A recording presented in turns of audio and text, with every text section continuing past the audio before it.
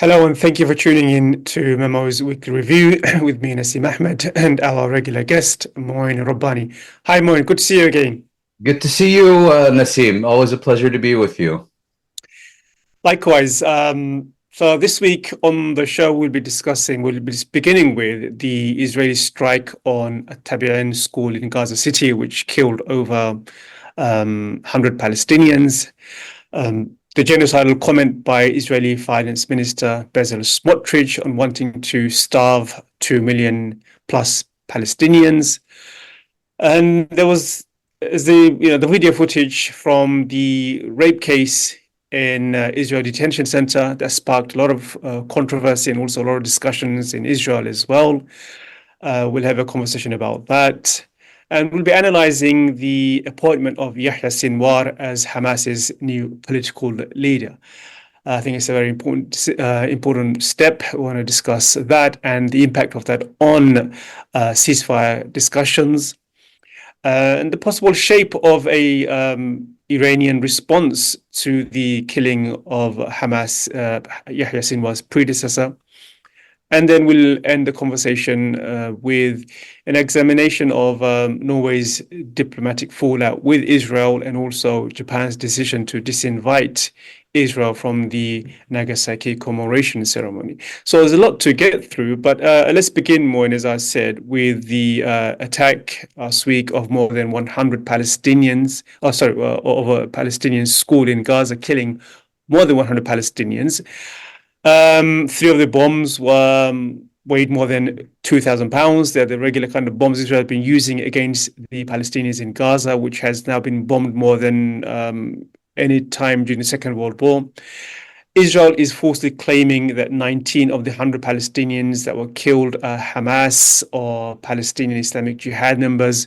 What do we know about this strike? And in particular, I want to get your thoughts on how Israel appears to have created a new norm in war where you can simply say that there's an enemy combatant and that justifies any kind of attack that is launched against a civilian population or protected institution like a school, like a hospital, for example. Yes, thank you for that question, Nasim. On the early morning of, I believe it was the 10th of August at approximately 5 a.m., the U.S. armed and supported Israeli military conducted an attack with three U.S.-made and supplied missiles on a prayer room in the Al school in the Daraj quarter of Gaza City. Approximately 100 civilians were killed in that attack. And apparently, the situation was so apocalyptic that no bodies survived, just parts of bodies. And people have been telling horror stories about how they would weigh human remains. If they were under a certain weight, it would be a child. If it was over a certain weight, it would be an adult. And I think the context for this is that there has been a intensification of attacks by the U.S. armed and supplied and supported Israeli military on schools where desperate Palestinian civilians have been seeking refuge from these mass bombings of the Gaza Strip. Um, Israel attempted to justify this attack that killed almost 100 Palestinian civilians, many of them engaged in the morning prayers, by claiming it was an attack on a joint Hamas Islamic Jihad military headquarters. And subsequently, they released the names of 19 Palestinian commanders and operatives who they claim were killed in that attack. And then yesterday, they said actually it was 38 Palestinian commanders and operatives, strangely enough, including, for example, a commander from the central Gaza Strip. What he was doing in Gaza City wasn't explained. And of course, also claiming that the actual number of civilians killed was much fewer. Don't forget, this is the same government whose leader Benjamin Netanyahu, asserted before Congress that not a single Palestinian civilian has been killed in Israel's genocidal onslaught on Rafah, and received a rapturous standing ovation from the U.S. Political elite for making that statement. And I think, Israel's claims in the first of all, Israel's claims in this regard are effectively disproven. I would argue by definition disproven, given its systematic obfuscation and mendacity in such cases. But here they actually gave the names of people who they killed. It turned out that several of these individuals on its list have indeed been killed, but were killed previously in different locations. Um, People who are personally familiar with some of the names on this list have indicated that these are individuals who have absolutely no involvement with either Hamas or Islamic Jihad, or indeed any Palestinian political or military movement. And in one case, the individual was known to be engaged in a serious dispute with Hamas. But I think what we need to understand here is that Israel is not particularly concerned with proving its case. Its objective is to sow confusion rather than necessarily to convince its audience. It merely has to assert that this was an attack on a legitimate military target. And immediately the mainstream Western media, which will not even tell us that it is unable to examine Israel's claims because Israel prevents them from reaching these areas, will immediately begin circulating these false assertions and circulating them as credible as credible claims until proven otherwise. So, in other words, the combination of Israel's claims and Western media complicity immediately transforms what is transparently an atrocity, a massacre of some 100 civilians, into a situation of he said, she said, in which people of good faith who may not be particularly familiar with the situation will have to conclude, well, one party says this, the other party says that. We really can't make up our minds, but perhaps they will give Israel the benefit of the doubt. Perhaps they will be generally skeptical of Israel. But the idea that this is one in a growing and intensifying series of atrocities against the Palestinian civilian population of the Gaza Strip gets buried under this deliberately manufactured fog. And then, of course, you have Israel saying, well, it wasn't a school in session and so on, as if the idea that you didn't have pupils in classrooms, but rather had hundreds, arguably thousands of desperate refugees seeking shelter, somehow deprives this location of immunity. I mean, you mentioned the list and the names of those that were killed or were on the Israeli list. One of the names was Ahmed IAB Al Jabari. So there's a human rights organization called Euromed Human Rights Monitor, and they've been following this story quite closely and found that IAB was actually killed by Israel on December 5, 2023. So months before the attack. So it just shows that the entire list probably is just doctored. It's not really a true, authentic list. And one journalist from Gaza, I want to basically summarize what he said about the Israeli attack. He just said basically what Israel did was bomb a random Fajr prayer, the morning prayer, at an overcrowded school, assuming Hamas members are religious. So they'd probably be some of them among the worshippers.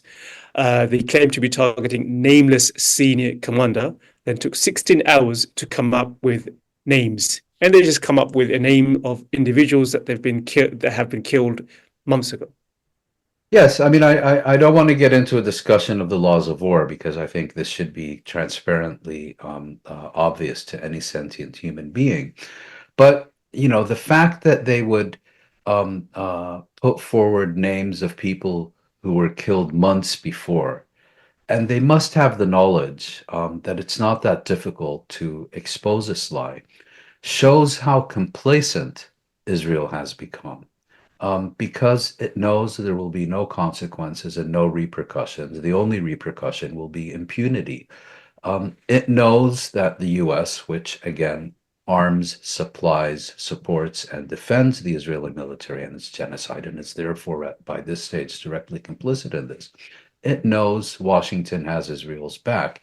It knows there is an army of reputable news organizations that at the push of a button will begin circulating these Israeli assertions and Israeli claims and posters of dead Palestinian commanders and operatives who were supposedly killed in this strike.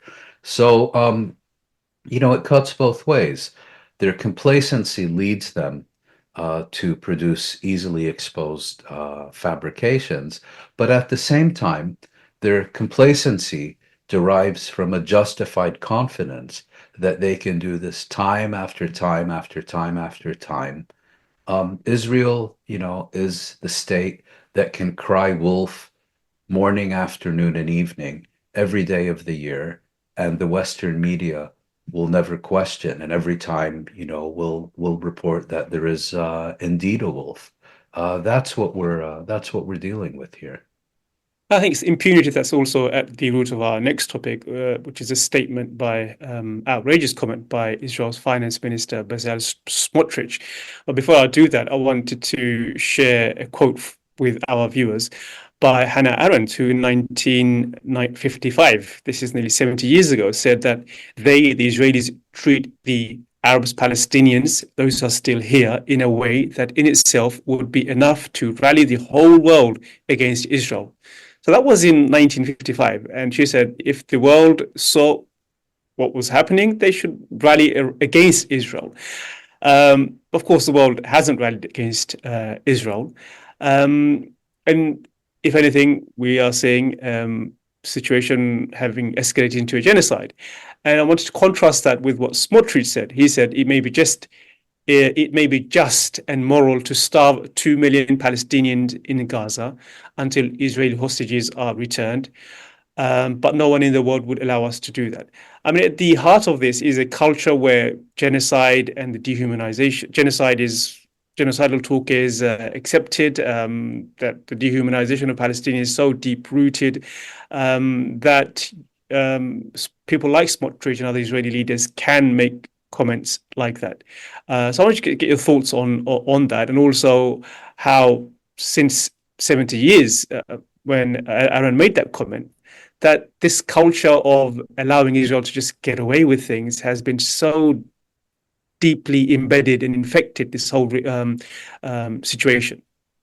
Well, Hannah Arendt was in my view entirely correct, particularly her statement, "If the world saw," and in the time that she was writing these words, the world not only could not see or would not see, but what they should have seen was being very effectively concealed from their eyes and their ears by the Israeli government, the complicity of Western governments, and of course the services provided by the Western media to Israel.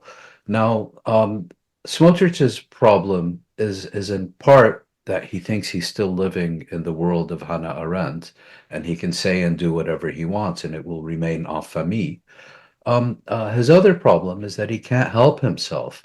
He is so dedicated to this neo-fascist fanaticism that it seems this is a guy who can't go to bed at night unless he's made a genocidal statement and received confirmation that it has entered cyberspace.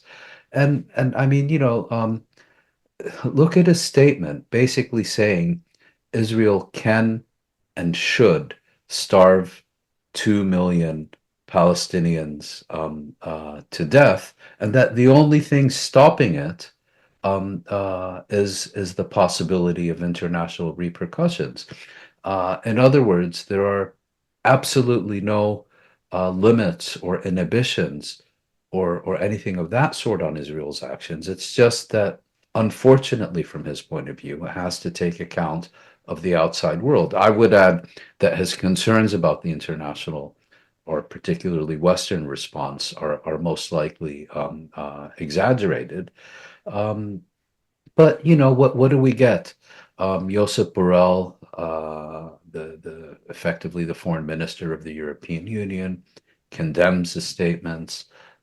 U.S. government spokesmen criticize them as if they are not marching in lockstep with this government, as if they are not standing shoulder to shoulder with Ben Gvir, with Smotrich, with Netanyahu in their genocidal war against the Palestinians. So, these gusts of hot air that we hear from Brussels, London, Washington, and elsewhere are absolutely meaningless. When you are actively participating in a genocide and you are arming and supplying and defending and supporting the army that is committing it, and you do no more than verbally condemn a statement here or a statement there, I think it magnifies your complicity rather than reduces it. And some people will kind of laugh this off as an irresponsible statement by a well-known extremist and so on. Well, this is a person who was Israel's finance minister. This is an individual who holds the continued existence of the current Israeli governing coalition in the palm of his hand. So to also try to minimize it, I think, is entirely reprehensible.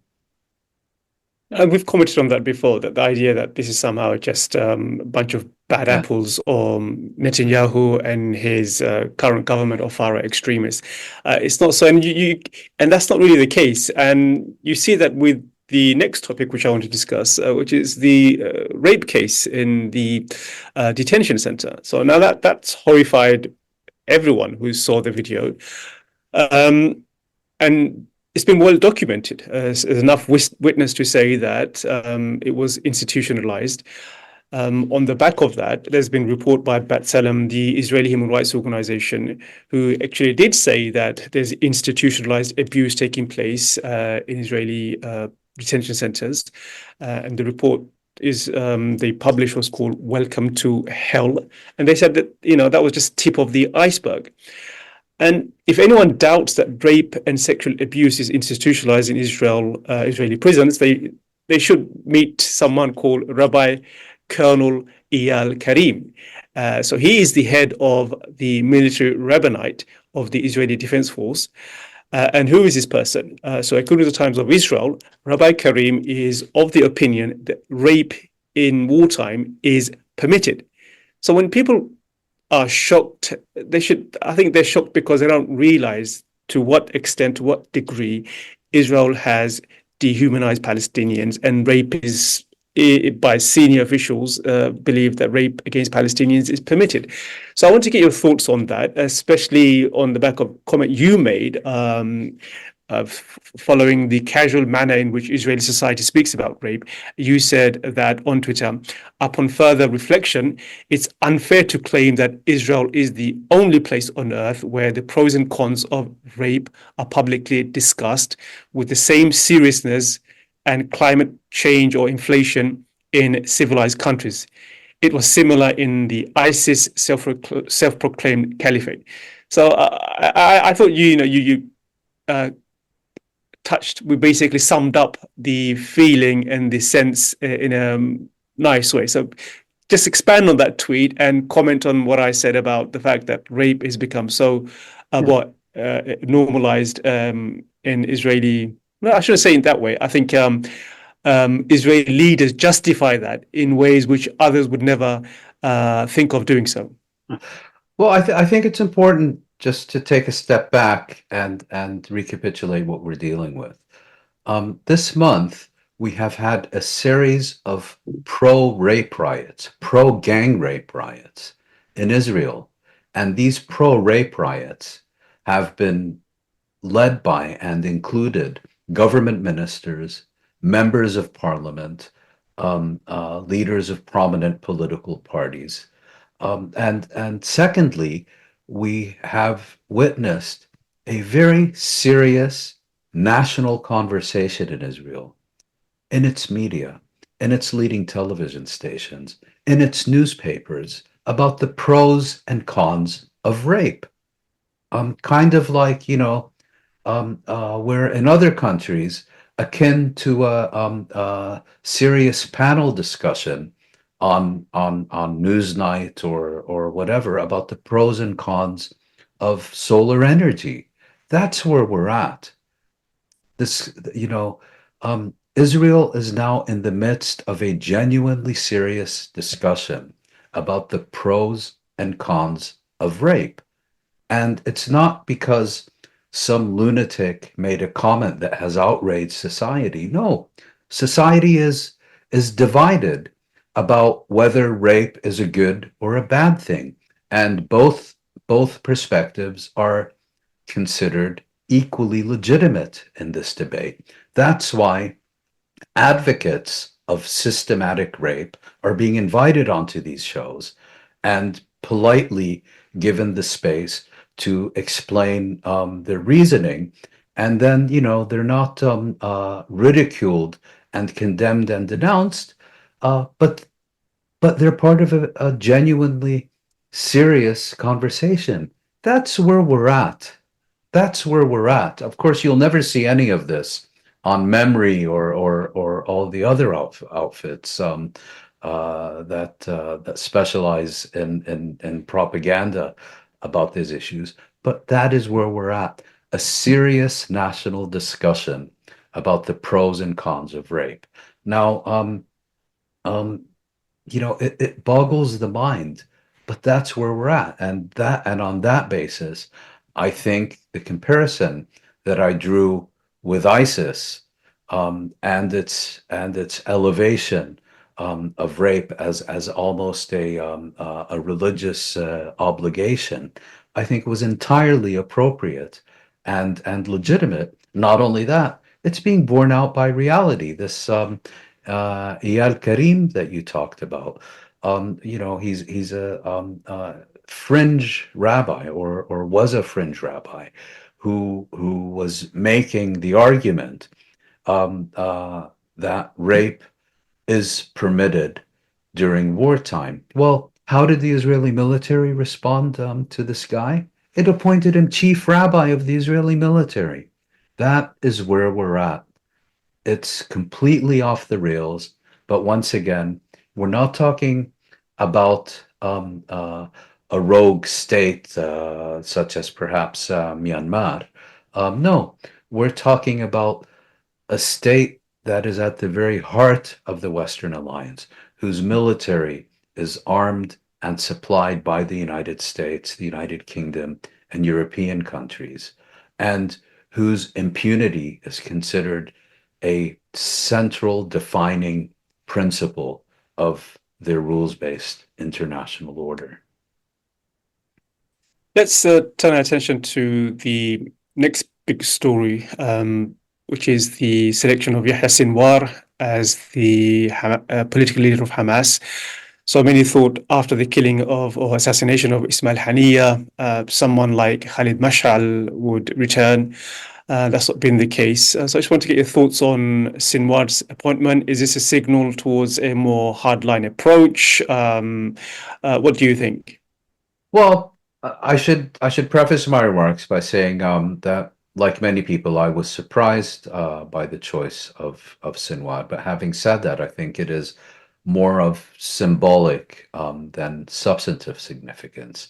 I was not expecting Khalid Mash'al to be reappointed as a head of the Hamas Politburo. He had already served 2 terms, and he had been the head of the organization during the rupture with Iran, so it was unlikely it would be him. I thought it might be someone like Khalil al-Hayya or perhaps Azzat Rishq. But what we saw was that Hamas unanimously, according to his statement, selected Yahya Sinwar, the leader of Hamas in the Gaza Strip, as the overall head of the movement by appointing him head of the Politburo. Um, in terms of its political impact, I think we need to understand that even during the years that Ismail Haniyeh was ahead of the Hamas Politburo, Yahya Sinwar, despite being subordinate to Haniyeh, let's say in Hamas's organigram, was already the most powerful and consequential leader in the Gaza Strip. He may have only been the leader of Hamas. He may have only been the movement's leader in the Gaza Strip, but the Gaza Strip is also the only territory where Hamas rules, and it's where its military assets are at their strongest. More recently, he was also closely involved in decision making within the movement, particularly with respect to negotiations about a ceasefire and an exchange of captives and so on. And it was broadly understood that Hamas would not be able to accept or reject anything unless he was on board with that decision. And so there's that. I think it will have, I would point to its symbolic significance, if you will, in the following way.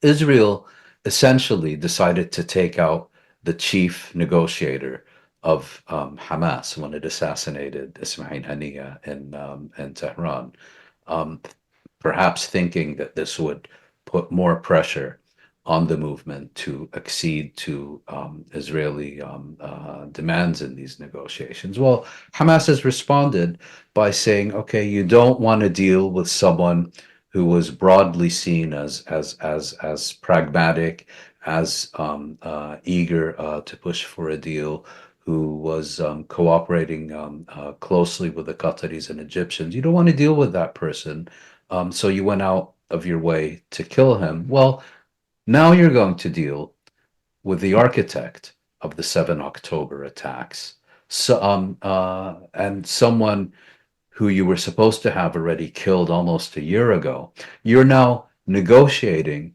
with the movement that you said you would never negotiate with because you were going to achieve total victory.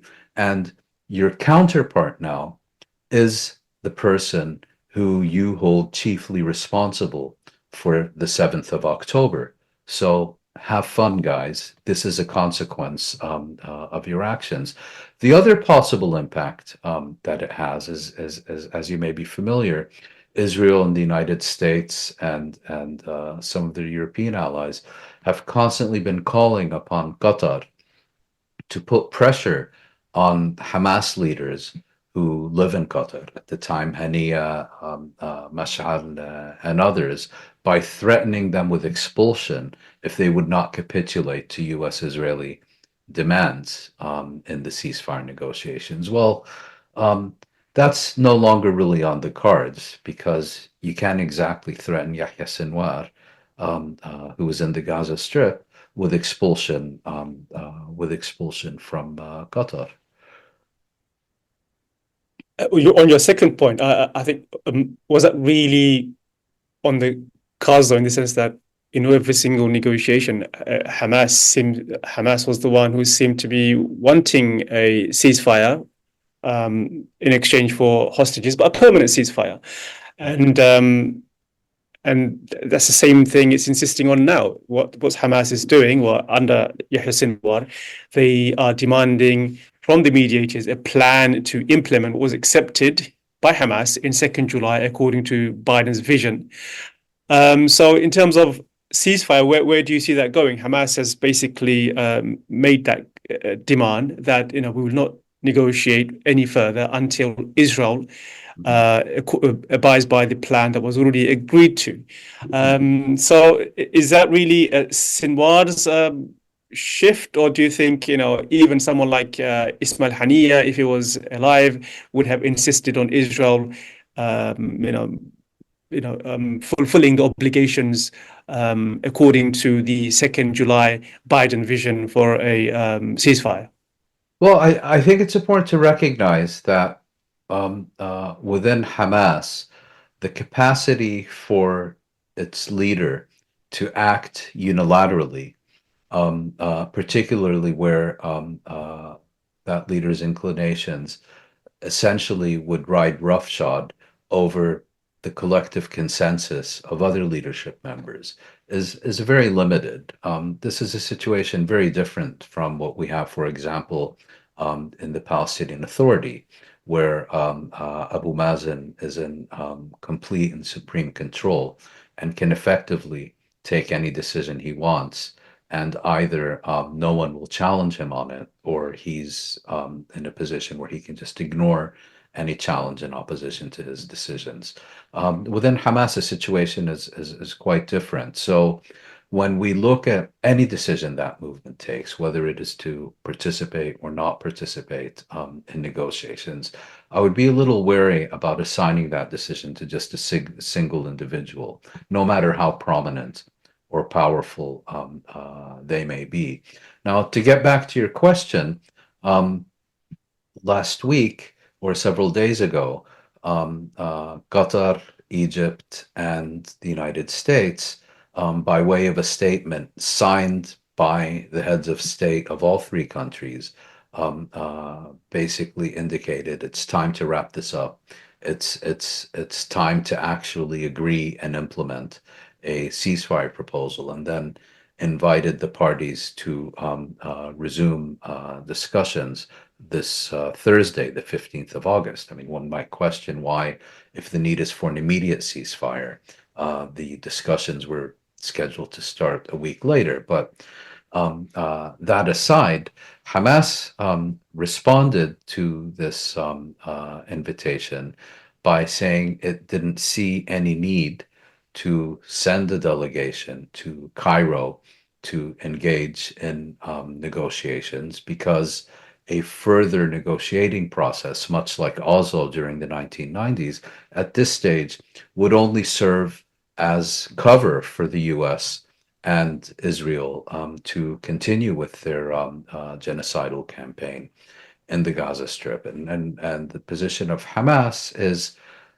the US has already made a ceasefire proposal, a ceasefire initiative that, according to President Biden, was formulated by none other than Israeli Prime Minister Netanyahu. Hamas then says it has already accepted that initiative, and it accepted it on the 2nd of July. So rather than engage in negotiations about an initiative, since that initiative already exists, that it's calling upon the mediators, or the United States and the Egyptian Qatari mediators, to present an implementation plan for an initiative that has already been proposed, that Israel has already formulated, and that Hamas has already accepted. So that's the position of Hamas. Having said that, I find it extremely unlikely that Hamas would refuse any informal consultations with the Egyptians or with the Qataris. And at the same time, the Israelis are claiming that this is just a Hamas tactic because they weren't supposed to participate in these discussions anyway. Who knows? But the point is that Hamas is seeking to put the spotlight on the Americans of stop messing around. You proposed an initiative. You said the onus was on us to accept it because it had in fact been written by Netanyahu. Well, we've already accepted it. Put some meat on these bones and we'll talk. Yeah, as you mentioned, I mean, the reason Israel will now have to negotiate with the person who they hold to be responsible for the 7th October attack is because of the assassination of Ismail Haniyeh. And since then, there's been a lot of talk about the shape and form of an Iranian response. Iranian response seems inevitable. There's been a lot of talks about that over the past week. Do you think it'll be another one of those coordinated response that causes little to no damage, as we saw several months ago, or does Iran this time, or axis of resistance, as it's called, will they be, or will they? Do they think they'll have to demonstrate a kind of response which at least shows that Iran has some muscle behind it and it can cause damage, and there are consequences for Israel if it carries out assassination attacks and undermines Iranian sovereignty? Because I don't think that was a message Iranians understood from the what Iranians delivered from its first attack a few months ago. It was so coordinated. I don't think people felt that, is that really the best Iran can do? Does Iran need to do more than it did a few months ago? Well, Iran has indicated that that's its own view. In other words, that in contrast to April, it is not going to respond to Israel with a largely symbolic attack whose purpose was primarily to send a political message rather than to inflict strategic damage on Israel. How will Iran respond? Will Iran respond? I think at this stage it's a matter of pure speculation. Will Iran respond by directly attacking Israel?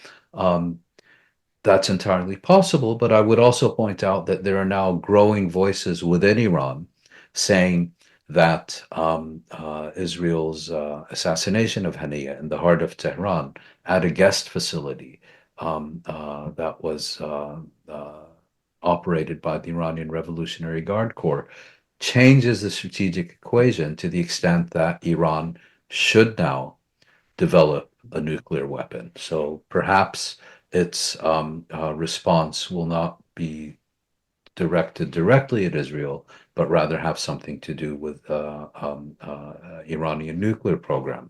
I really have no idea. The other question, of course, is that Hezbollah has also vowed to hit back at Israel strategically.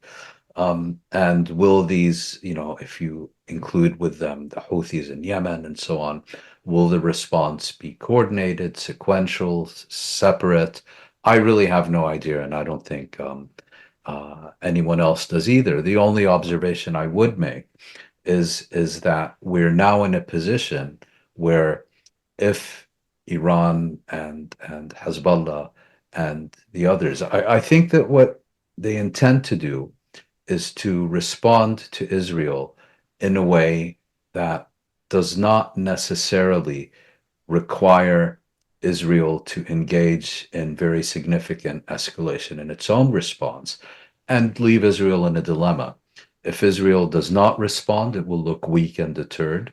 And if Israel does respond, it will be Israel that bears responsibility for the consequences.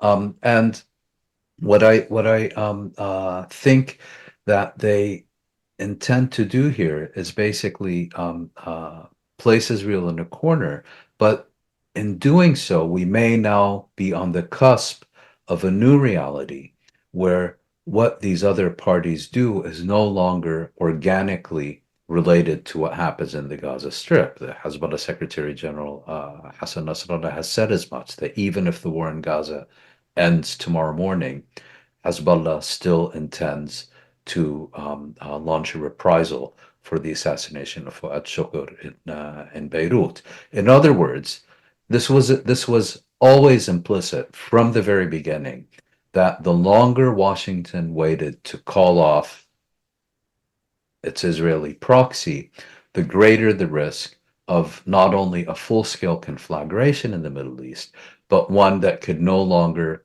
be brought to an end by ending Israel's genocidal campaign against the Palestinians. That's where we are now. There's also, getting back to your previous question, there's also talk that the reason Washington is now calling for these meetings and so on is basically to throw a bone to the Iranians in the sense that, well, you don't need to respond, or at least if you do respond, you don't need to respond powerfully, because we are in the process of arranging a ceasefire in the Gaza Strip. I suspect from Tehran and Beirut, this has as much credibility as any U.S. statement in the 1990s of stick with the Oslo process and you'll get your Palestinian state. Let's end this week's conversation on two global issues related to Israel. First is the decision by Israel to revoke diplomatic status of 8 Norwegian diplomats. Israel, surprise, surprise, chose to punish the Palestinians for that by obstructing a tax which Palestinians are due. And the other one is a decision by the mayor of Hiroshima to disinvite Israel from the yearly Nagasaki commemoration ceremony. So to me, I mean, that's a big deal. I mean, Japan is not some member of the Axis of Resistance. Japan is lock, step, and barrel, has always been on the side of the US since Second World War. It really disobeys Washington. So just talk about those two developments. It seems like Israel is becoming more and more isolated beyond its core supporters being US, UK, Germany, France, and a few others. But if Japan is willing to disinvite, and Norway is taking steps to recognize Palestine, even though suffering the consequences it did by having 8 of his diplomats being denied diplomatic status. There's a shift taking place, don't you think? Well, let's start with Nagasaki. If I'm not mistaken, the mayor of Nagasaki did not disinvite the Israeli ambassador from the commemorations of the atomic bombing of his city. Rather, he chose not to invite the Israeli ambassador to that event. Now, the formal reason given by the mayor of Nagasaki is that he wanted to avoid a potential situation of chaos and disorder at such a somber event, alluding to the possibility that there would be demonstrations against a decision by the municipality of Nagasaki to invite a representative of the genocidal regime to what is supposed to be a somber commemoration of the incineration of tens of thousands of people by a nuclear weapon. That's the official reason, and it may well be the correct one. Alternatively, it could be that the sentiment in Nagasaki's halls of power was that it was simply inappropriate to invite a representative of a regime that is currently engaged in an intensified genocide to participate on such an occasion. What of course raised eyebrows, and I don't think it should have really surprised us all that much, was we saw the United States, the United Kingdom, Germany, and others withdraw their own ambassadors from participation in this event. In other words, and it's particularly, I think, ironic in the case of the United States. I mean, Washington is basically telling Nagasaki, unless you have the ambassador of a genocidal regime present at this commemoration, we will not participate at the expected level in the commemoration of our incineration of tens of thousands of your citizens and residents. Israel über alles is really the only way to put it.